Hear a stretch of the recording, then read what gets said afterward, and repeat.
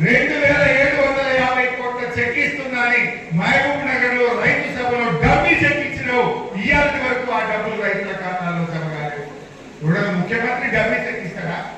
ముఖ్యమంత్రి duplicate check ఇస్తారా?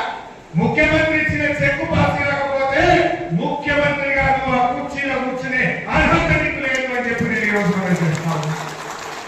November 30 జనవరి 26వ తారీఖు, డిసెంబర్ 30 జనవరి 30 2 నెలలైనా నువ్వు ఇచ్చిన చెక్ పాస్ కాదా? మొన్న నీ మంత్రి దామోదర్ రాజు నరసింహ చెప్తున్నాడు, ఇంకా చెక్ పాస్ కాదా, చెక్ పాస్ కాదు.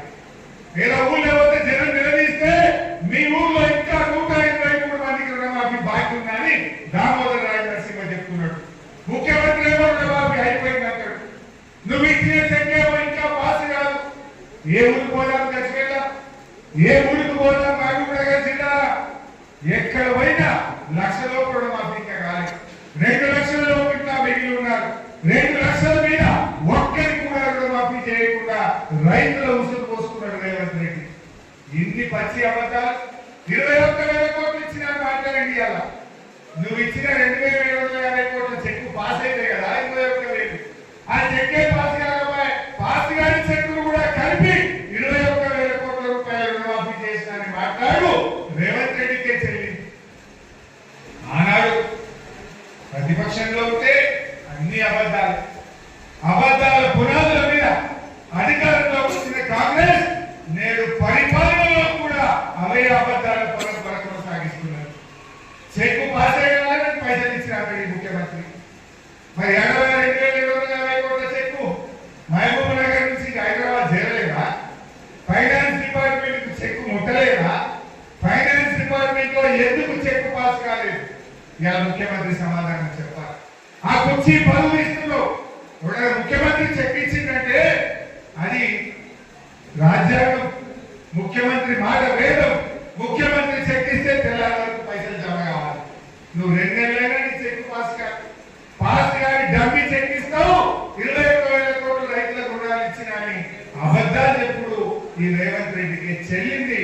ఇప్పటికైనా వెంటనే ఆ 2,750 కోట్ల రూపాయల చెక్కును పాస్ చేయించు. రాజ్యాంగ దినోత్సవం నాడు కూడా అబద్ధాలు మాట్లాడకు. చెప్పిన అబద్ధాన్ని కనీసం కవర్ చేసుకోవడం కోసం నీ ఫైనాన్స్ డిపార్ట్మెంట్ కు మాట ఇచ్చి ఆ చెక్కు పాస్ చేయించాలని చెప్పి నేను కోరుతా ఉన్నా. ఇకపోతే ఇక ముఖ్యమంత్రి గారు ఆయన మాట్లాడితే అబద్ధాలు. ఇవాళ మహబూబ్ నగర్ పోయి మహబూబ్ నగర్ జిల్లా పెండింగ్ ప్రాజెక్టులను బీఆర్ఎస్ పార్టీ పట్టించుకోలేదు.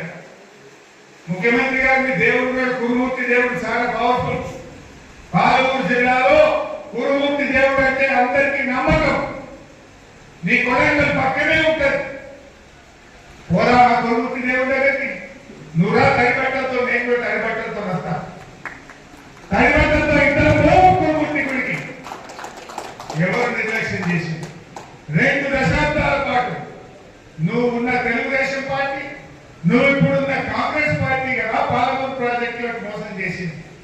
20 ఏళ్ళు, 10 ఏళ్ళు తెలుగుదేశం, 10 ఏళ్ళు కాంగ్రెస్ పార్టీ, 20 ఏళ్ళు కల్లకుర్తి, నెట్టంపాడు, భీమా, కోయిల్ సాగర్ ప్రాజెక్టులను పెండింగ్ లో పెట్టి 20 ఏళ్లలో మీరు 26,000 ఎకరాలకు నీళ్ళు ఇచ్చింది.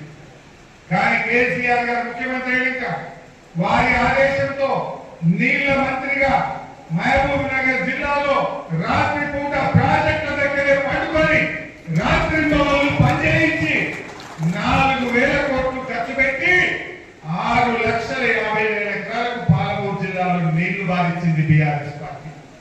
ఇది తప్ప పోదాపా కురుమూర్తి గుళ్ళకి.